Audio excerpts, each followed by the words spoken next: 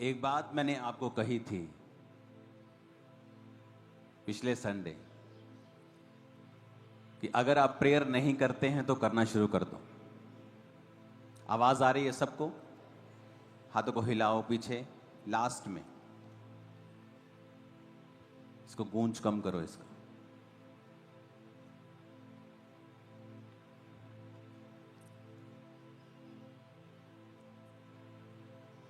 तो जब अब मिसाइल्स आ रही थी और लोग, क्योंकि एक मिसाइल का जो भार है वो 50 किलो से लेकर 200 किलो तक होता है, जो छोटी मिसाइल्स हैं, और ये नहीं कि ऊपर नष्ट हो रही तो नीचे उनका मलबा आ रहा था, लोगों के सिर पे गिर रहा था, कईयों के घर में गिरा, कईयों के पशुओं पे गिरा। तो मैंने पिछले संडे आपको बोल दिया था कि अगर आप प्रेयर नहीं करते हैं तो इस बार आप मजबूर होंगे प्रार्थना करने के लिए, क्योंकि जो होने वाला है ये होगा। आपकी प्रेयर इसे रोक नहीं पाएगी, पर आप सुरक्षित रहेंगे। तो आप सुरक्षित बैठे हैं यहां पर आज।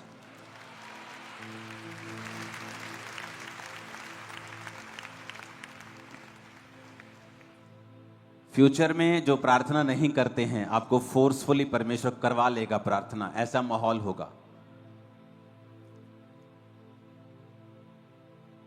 इकोनॉमिक कंडीशंस अच्छी नहीं होंगी बहुत से देशों की फ्यूचर में, और उनको प्रार्थना करनी है अपने देश के लिए।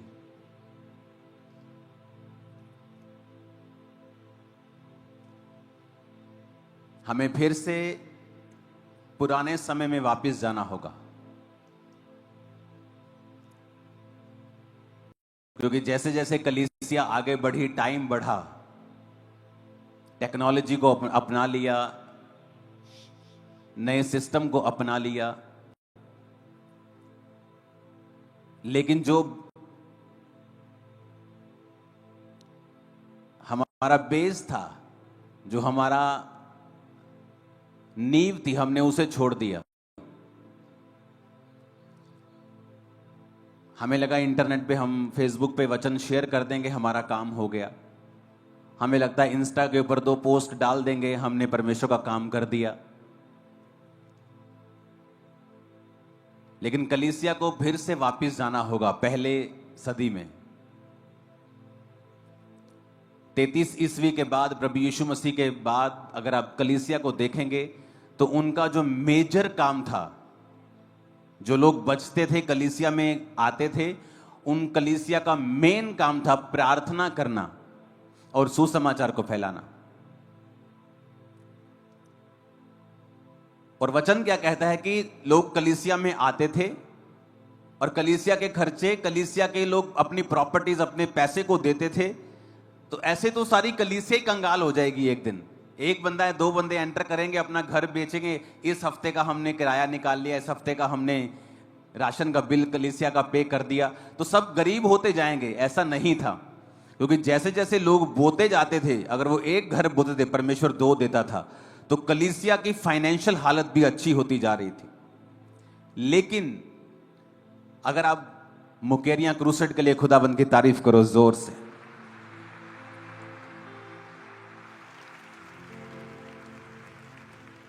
तो मैंने उस क्रूसेड के ऊपर भी वचन दिया था आपको कि हमें फिर से वापस जाना होगा और अपने बेस के ऊपर फिर से जुड़ना होगा। पतरस चर्च में जा रहा है और कह रहा है कि आओ हम प्रार्थना करने के लिए चर्च में चलते हैं। क्या आज आपकी लाइफ में प्रेयर की इतनी इंपॉर्टेंस है कि आप स्पेशल प्रार्थना करने के लिए एक ऐसे स्थान में जाएं जहां पर आपको कोई भी डिस्टर्बेंस ना हो?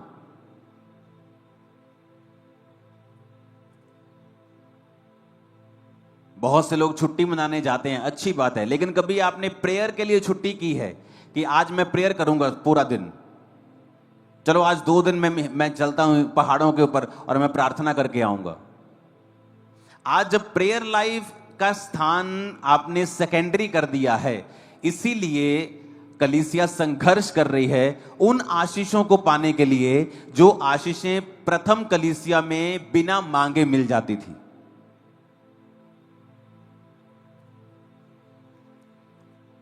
मूसा की कलीसिया के टाइम पे लगा लो कि जब प्रभु की कलीसिया मूसा संभालता था, तो वचन कहता है उनमें से कोई भी दरिद्र नहीं था और कोई भी निर्बल भी नहीं था, कमजोर भी नहीं था, क्योंकि प्रभु की ग्लोरी ऐसी थी उनके ऊपर। क्योंकि मूसा प्रार्थना करने वाला व्यक्ति था। 40 दिन रात के रोजे, 80 दिन रात के रोजे मूसा ने रखे थे, और उसका फेस चमकता था जब वो नीचे आता था।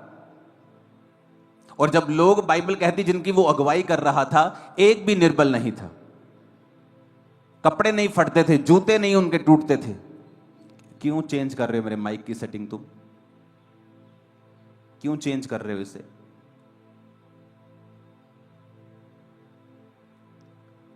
सब बोलो हालेलुया। तो सेकंड कलीसिया, जब जीसस क्राइस्ट के टाइम पे जब वो जी उठ गए और मूसा आया, तो वचन कहता है कि पतरस आया और चेले आए। पुराने नियम में मूसा था, नए नियम में यीशु मसीह के बाद चेले आए। तो वो भी क्या थे? प्रार्थना करने वाले। स्पेशल दोपहर के, तीसरे पहर दोपहर के समय प्रार्थना करने के लिए चर्च में जा रहे हैं स्पेशल, और वहां पे लंगड़ा मिलता है और वो उसको हील करता है। हीलिंग भी तब हो रही है जब उनकी लाइफ में प्रेयर का एक स्थान था। मोस्टली लोग क्यों पैनिक कर जाते हैं आज? जब वॉर होती है या लाइफ में कोई फाइनेंशियल डिस्टर्बेंस आती है या कोई बीमारी आती है, कौन लोग डिस्टर्ब हो जाते हैं? जिनकी प्रेयर लाइफ नहीं है, जिनकी लाइफ में कमियां हैं, व्यभिचार की, चोरी की, अलग अलग तरह की, वो पाप में फंसे हुए हैं और प्रेयर लाइफ नहीं है, वो फिर घबराने लगते हैं। क्यों? क्योंकि घबराहट, जो फियर है, अगर आप देखेंगे, जो डर है, ये एक तरह का कर्स है। ये पाप के बाद आया था, पहले नहीं था। जीसस क्राइस्ट ने, यहोवा पिता ने जब आपको बनाया था, तो उसने आपके अंदर फियर नहीं डाला था। वचन कहता है कि जब आदम ने पाप किया, हवा ने पाप किया, तो डर उनके अंदर आया। जब प्रभु शाम को उनसे मिलने के लिए वाटिका में आया करते थे, तो प्रभु ने कहा, आदम तू कहां है? और आदम ने कहा, मैं नंगा था, मैं छुप गया।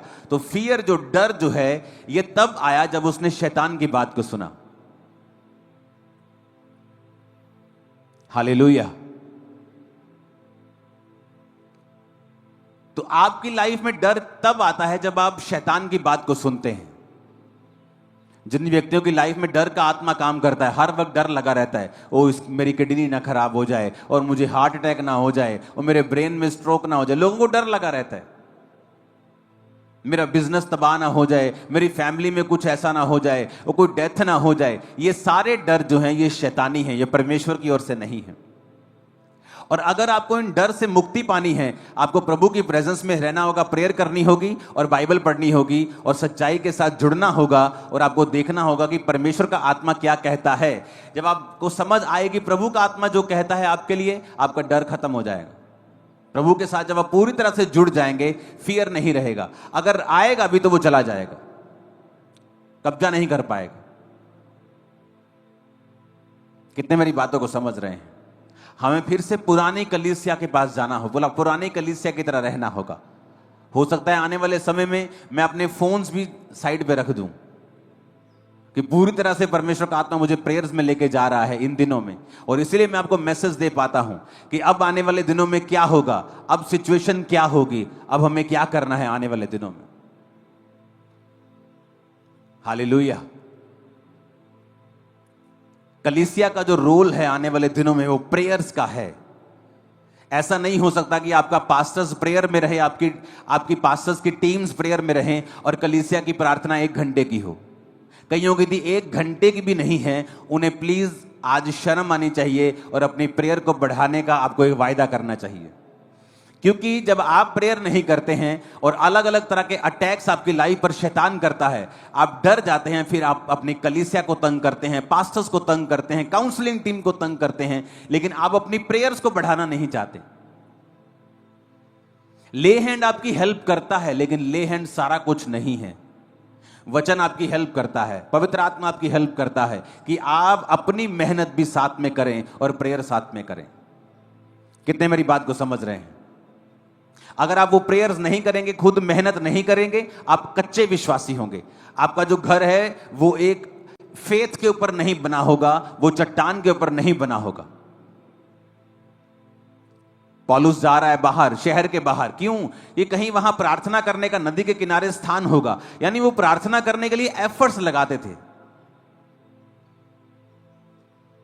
मैं तो लोगों को यह भी बोलता था कि अगर आपके घर में प्रार्थना करने का स्थान नहीं है, अपने कहीं साथ में, कहीं मोहल्ले में, कहीं एक छोटा सा किराए पे कमरा ले लीजिए जहां पर जाकर आप रोज प्रार्थना कर सकें। प्रार्थना करने को इतना महत्वपूर्ण बनाएं अपनी लाइफ में कि ये आपकी लाइफ में फिर काम करने लगेगा। जब आपको इसका सीक्रेट, आपको इसका रिजल्ट आने लगेगा, आपको मालूम होगा कि प्रेयर मेरी क्रिश्चियन लाइफ में नंबर 1 मोस्ट इंपॉर्टेंट चीज है। और बाइबल कहती है जब पौलुस शहर के बाहर जाके प्रार्थना करने लगता है तो वहां उसे औरतें मिलती हैं, वो वचन सुनाते और सब तौबा करके बपतिस्मा लेते, उनके घराने भी बचाए जाते हैं। तो साल्वेशन भी प्रेयर का ही एक रिजल्ट है। और हीलिंग भी जो पतरस ने की, कि जब वो प्रार्थना करने के लिए चर्च में जा रहा था तो लंगड़ा मिला। लंगड़ा चलाने के लिए नहीं गया, वो प्रेयर करने के लिए जा रहा था। हमें ये बात बड़े ध्यान से समझनी है कि हमें अगर प्रेयर लाइफ को हमने नहीं अपनाया तो हमें सफर करना पड़ेगा, क्योंकि दिन बुरे हैं। जब 16, 17 में, 14 में ये मैसेज मैंने देने शुरू किया था कि आने वाले दिन बुरे होंगे और अंधेरे में होंगे, लोगों को लगता है अब इससे अंधेरा क्या हो सकता है। तो जब अंधेरा शुरू हुआ, जब कोविड शुरू हुआ, जब युद्ध की बातें शुरू हुई, ये कम होने वाली चीजें नहीं है। आपको लगता है फ्यूचर में कुछ रिलैक्स हो जाएगा, कुछ अच्छा हो जाएगा, लेकिन फ्यूचर डार्क के बाद, डार्कर के बाद, आगे के बाद, वो बुरे के बाद बुरा ही होगा। इसलिए मसीह लोग ज्यादा नजर आएंगे, वो ज्यादा चमकेंगे। जिस तरह रोशनी अंधेरे में ज्यादा चमकती है, आप ज्यादा चमकेंगे आने वाले समय में। मैं आपको बता रहा हूं।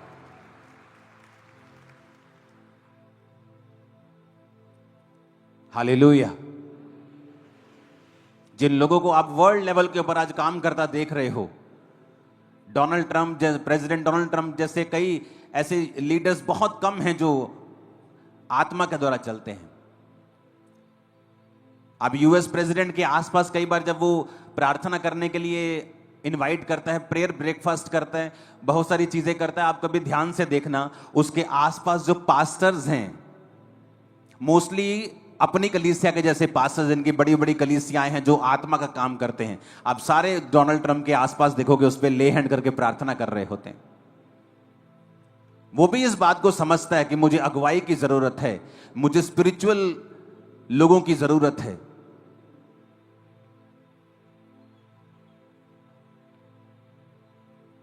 कल जब मैं प्रार्थना कर रहा था, परमेश्वर का आत्मा मुझे बता रहा था कि जो सैटेलाइट्स हैं हमारे, उनके लिए प्रार्थना करनी है, क्योंकि फ्यूचर में जो डेविल है वो उनके ऊपर भी अटैक करने की कोशिश करेगा। सैटेलाइट वॉर्स होंगी आने वाले समय में, कि जो चीजें आपको दिखा रही हैं नीचे क्या हो रहा है, उनको खत्म करने की शैतान कोशिश करेगा।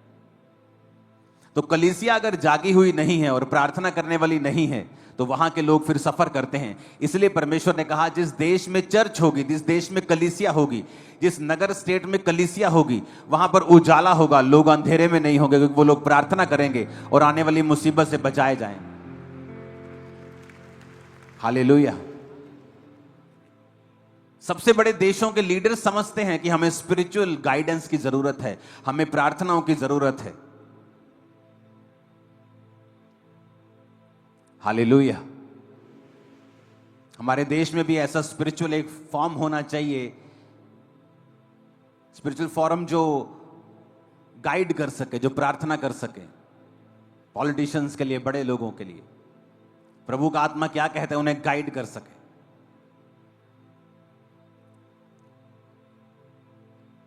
कलीसिया को प्रार्थना करनी होगी आपके बच्चों के लिए, अपने पास्टर्स के लिए, परमेश्वर की बेदारी के लिए, परमेश्वर के प्लान के लिए।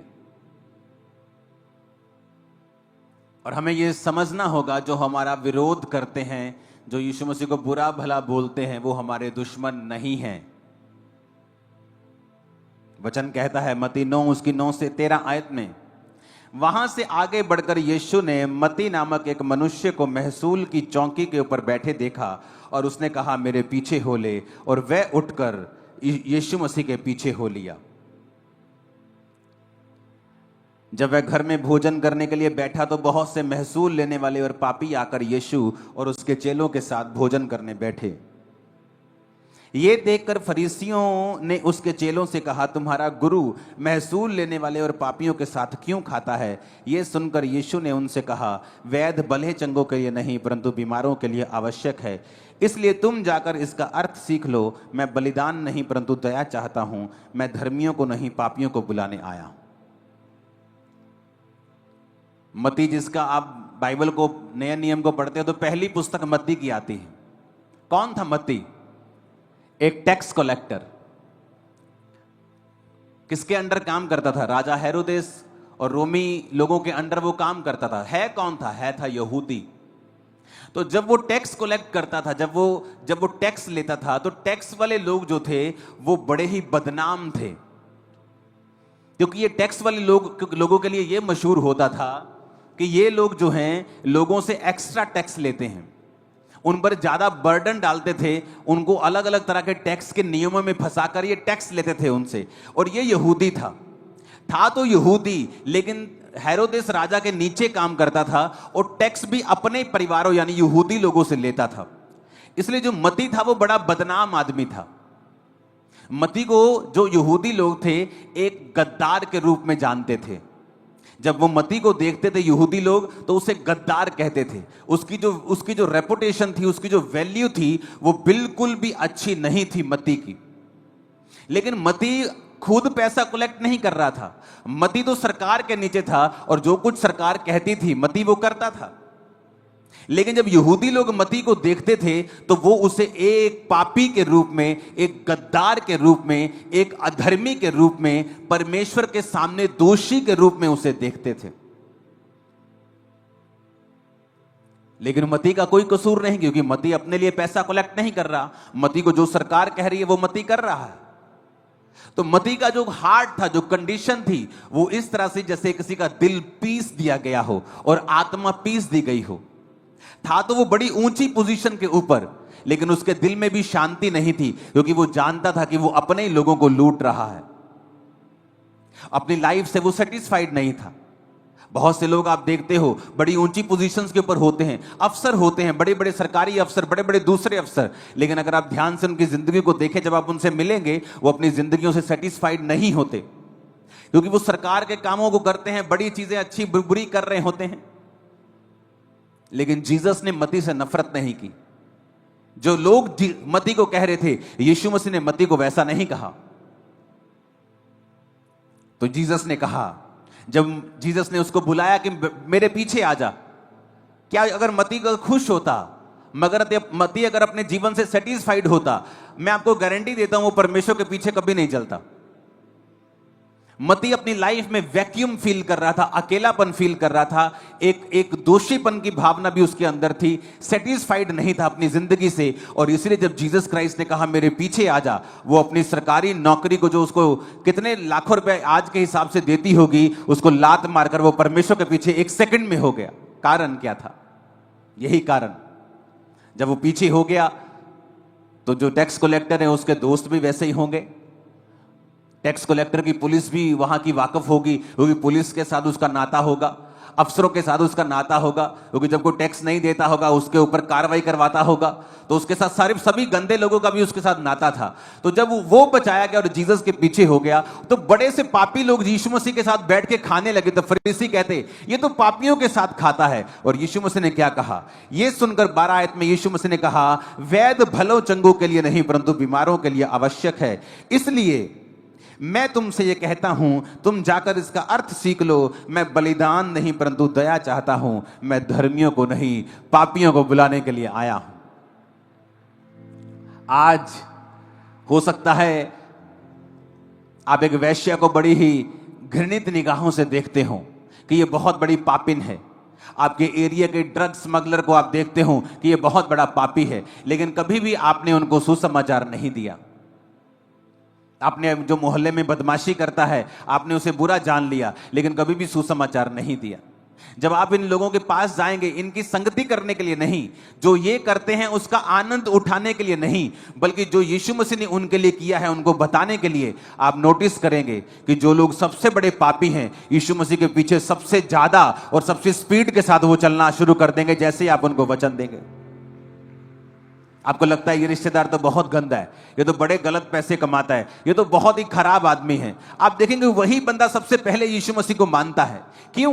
क्योंकि जब वो खराबी करता है उसके दिल में एक बेचैनी होती है, क्योंकि जो व्यवस्था है वो विश्वासियों और अविश्वासियों दोनों के लिए है। जो नियम बना है वो सारे जगत के लिए बना है। जब वो बुरा काम करते हैं लेकिन उनको मालूम नहीं होता वो बुरे काम में हैं, वो अपने माता पिता की आज्ञाओं को नहीं मान रहे होते, वो समाज के साथ अन्याय कर रहे होते हैं, विधवाओं अनाथों के साथ अन्याय कर रहे होते हैं, लेकिन उनको मालूम नहीं होता वचन। वो जितने बुरे होते हैं उतनी बड़ी बेचैनी उनके दिल में होती है, उतना ज्यादा वो संघर्ष अपने परिवार अपने सेहत में कर रहे होते हैं। और जैसे कोई व्यक्ति उनके पास जाके वचन देता है, जैसे एक विश्वासी उनको वचन देता है कि प्रभु यीशु मसीह तुझे प्यार करते हैं, आजा परमेश्वर के पीछे। खुदा के वचन में लिखा हुआ है, मैंने जगत के पापियों को, मैंने जगत के निर्बलों को, मैंने जगत के तुच्छों को, मैंने जगत के गरीबों को, मैंने जगत के व्यर्थ लोगों को चुन लिया ताकि जो अपने आप को बहुत कुछ समझते हैं उनको मैं शर्मिंदा कर दूं। जैसे ही वो सुनता है, अच्छा परमेश्वर ने मुझ पापी को चुन लिया, परमेश्वर ने मुझे निर्बल को चुन लिया, वो परमेश्वर का पीछा करने लगता है और वचन पूरा होता है, मैं पापियों को नहीं, धर्मियों को नहीं, पापियों को बुलाने के लिए आया हूं। आज के बाद आप पापियों के साथ वचन शेयर करेंगे और बहुत से बड़े बड़े पापी आपको चर्च में मिलेंगे अगले 1 साल 2 साल 3 साल के अंदर। बहुत बड़े बड़े लोग जो बड़े बड़े गुनाहों के अंदर हैं, आपको जीसस क्राइस्ट के सामने घुटने टेकते हुए मिलेंगे। वो बदमाश, वो लोग जो बड़ी बड़ी बदमाशियां करते हैं, इंटरनेट पे मशहूर हैं, आपको जीसस क्राइस्ट के सामने मिलेंगे। वो पाप से तौबा करके बपतिस्मा लेकर पापों को छोड़कर आपको चर्च में मिलेंगे। मैं आपको ये भविष्यवाणी कर रहा हूं, परमेश्वर इंतजार कर रहा है कि आप बोलें कि यीशु मसीह पापियों को बुलाने के लिए आया। उसने पापी से नफरत नहीं की, बदमाशों से नफरत नहीं की, वेश्याओं से नफरत नहीं की, क्योंकि उनके अंदर एक ऐसी बेचैनी होती है जिसे वो जाहिर करना नहीं चाहते हैं, जिसे वो बताना नहीं चाहते हैं। वो ऊपर से अपने आप को कड़क शो करते हैं, लेकिन अंदर से उनको वो जानते हैं कि वो खाली हो चुके हैं, और इतने खाली वो महसूस करते हैं जितना आप सोच भी नहीं सकते, इमेजिन भी नहीं कर सकते। और जब कोई उन्हें परमेश्वर के वचन को देगा, वो उस वचन पे यकीन करेंगे, उस वचन को फॉलो भी करेंगे। हालेलुया। वो जो लोगों के सामने गद्दार था, लोग उसे तुच्छ जानते थे, पापी जानते थे, गद्दार जानते थे, परमेश्वर ने एक गद्दार को चुना, उसे अपना चेला बनाया। बाइबल की पहली पुस्तक उसने लिख दी नए नियम की, और परमेश्वर आज उसको अपना संत मानते हैं। लोग आज उसको अपना संत मानते हैं। प्रभु कहता तू मेरा संत है, तू प्रेरित है, आज से तू प्रेरित कहलाएगा। कितने मेरी बातों को समझ रहे हैं? कि लिए कहा, यीशु ने उसे संत कहा, प्रेरित कहा। बाइबल में नए नियम के जो विश्वासी हैं उन्हें संत भी कहा गया है, पवित्र संत भी कहा गया है। यह परमेश्वर की योजना है आने वाले समय में। डरे मत, घबराए मत, सुसमाचार को शेयर करें। उन लोगों के साथ ज्यादा शेयर करें जो ज्यादा खराब हैं, जिनके कैरेक्टर ज्यादा लूज हैं, जो ज्यादा बदमाशियां करते हैं। शेयर करें। उनके साथ संगति करने के लिए परमेश्वर ने नहीं कहा। परमेश्वर ने एक बार उनके साथ खाना खाया, लेकिन हर रोज उनके साथ वो मिला नहीं, लेकिन खाना खाया, अपना प्यार साबित किया, अपना आप उसे दिखाया, वचन की उन्हें नॉलेज दी।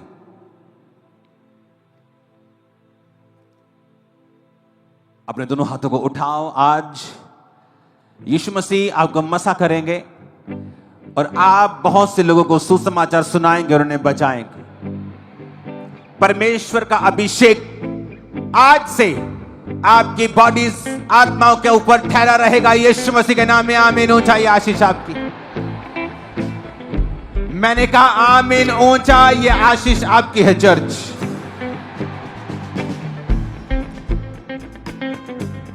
Hallelujah, hallelujah. तैयार है सुसमाचार देने के लिए? बटाला में क्रूसेड था आज से कुछ दिन के बाद, लेकिन शायद उसे 1 2 4 5 दिन 6 दिन लगता है, इधर उधर करना पड़ेगा। इस वीरवार को बड़ी मीटिंग होगी, अनॉइंटिंग ऑयल मीटिंग होगी, और मीटिंग का मकसद होगा पवित्र आत्मा से कलीसिया को भरना। तो तैयार हो जाओ वीरवार की मीटिंग के लिए। मॉर्निंग होगी मीटिंग, पोस्टर में नाइट की मीटिंग है, लेकिन मॉर्निंग होगी जब तक माहौल बिल्कुल सीधा नहीं हो जाता। तो मॉर्निंग मीटिंग होगी वीरवार, और पवित्र आत्मा की भरपूरी के लिए होगी। आने वाले समयों में क्रूसेड मंगलवार की जगह वीरवार किए जाएंगे, थर्सडे किए जाएंगे। और जो थर्सडे की यहां मीटिंग होती है उनमें पास्टर्स के लिए स्पेशल प्रेयर होगी, क्योंकि प्रभु ने मुझसे कहा है जिनकी कलीसियाएं हैं, जो पास्टर्स हैं, उन पर ले हैंड करना है। और जैसे ले हैंड स्टार्ट्स होंगे उनके जरिए परमेश्वर बड़े काम करेगा, और हीलिंग और प्रोफेटिक और चमत्कार के वरदान उनकी लाइफ में काम करेंगे। तो ये थर्सडे भी, हर थर्सडे पास्टर्स के ऊपर ले हैंड होगा। तो जितने पास्टर्स आते हैं, वो मेरी left hand side pastors section है, तो आप आराम से इज्जत से यहाँ बैठेंगे, और जब ले हैंड होगा आपको इंस्ट्रक्शंस दी जाएंगी। आप उठे नहीं, आप वहीं बैठे रहें ताकि मैं आप पर ले हैंड कर सकूं। तो पास्टर्स ये ध्यान रखें कि एवरी थर्सडे मीटिंग होगी। अगर यहां नहीं होगी तो क्रूसेड होगा, क्योंकि कई बार जब क्रूसेड होता है तो मेरी थर्सडे की मीटिंग मिस होती है, मुझे प्रार्थना में रहना होता है। तो इसलिए वीरवार को क्रूसेड्स होंगे। अगर क्रूसेड पे मैं हूं तो वहां हूं, अगर यहां वीरवार है तो मैं यहां हूं। तो कोई भी थर्सडे मीटिंग मिस नहीं होगी। तो मैं थर्सडे मीटिंग आपके बीच में हूंगा, मॉर्निंग मीटिंग। और मोस्टली थर्सडे मीटिंग पवित्र आत्मा, वरदानों, गैर भाषाओं को भरने के लिए होगी। तो तैयार रहें थर्सडे मीटिंग के लिए। और संडे की मीटिंग छुटकारों की सभा होगी, जहां लोग छुटकारा पाएंगे, पवित्र आत्मा से भरेंगे, आजाद होकर वापिस जाएंगे। आमीन। ऊंचा ये आशीष हमारी है। मोस्टली लोगों को, क्योंकि पास्टर्स को गाइड करना जरूरी है, वचन की शिक्षा देना जरूरी है, और पवित्र आत्मा से भरपूर करना भी जरूरी है। जिस तरह बहुत से लोग चीजों को समझते नहीं हैं। पेंटिकोस्ट के दिन, जिस दिन पवित्र आत्मा उतरा, तो वचन कहता है कि जब 120 लोगों के ऊपर वो उतरा तो वो अन्य अन्य भाषाएं बोलने लगे। और बाहर जो लोग खड़े थे वो सुन रहे थे कि कोई इटली में बोल रहा है, कोई जर्मन में बोल रहा है, कोई किसी भाषा में बोल रहा है, कोई अरामी में, कोई अरेबिक में, कोई किसी भाषा में। लेकिन ये भाषा तो ये लोग जानते नहीं हैं। आज भी कुछ लोग बोलते हैं, जब लोग गैर भाषा बोलते हैं तो लोग कहते हैं कि अगर ये गैर भाषा बोल रहा है तो किस देश की बोल रहा है, क्योंकि ये लोग तो समझ, कोई ऐसा तो बोल नहीं रहा कि ये भाई मेरी भाषा में बोल रहा है। तो ऐसा नहीं है। बाइबल क्या कहती है? गैर भाषा जब आप बोलते हैं तो आप पवित्र आत्मा की गाइडेंस में बोलते हैं। उस समय ये जरूरी था, क्योंकि अविश्वासी बाहर थे जो पवित्र आत्मा पर विश्वास नहीं करते थे, पर्वों के ऊपर विश्वास करते थे। जब उन्होंने अपनी भाषा बोलते हुए सुना तो विश्वास किया, यानी पवित्र आत्मा ने अपनी मर्जी से उन्हें वो भाषा दी थी। और कभी कभी वो उन्हें वो दोबारा देता था, लेकिन हर टाइम अब सेम ऐसा होगा ऐसा नहीं है। कई बार पवित्र आत्मा आपके जरिए से किसी विश्वासी के लिए प्रार्थना करवा सकता है, आपके परिवार के लिए प्रार्थना करवा सकता है। तो जब आप थर्सडे आएंगे, आपको पवित्र आत्मा की नॉलेज भी दी जाएगी, आपको गैर भाषा के साथ कैसे प्रार्थना करनी वो भी बताया जाएगा, और पवित्र आत्मा की भरपूरी कैसे पानी है वो भी बताया जाएगा।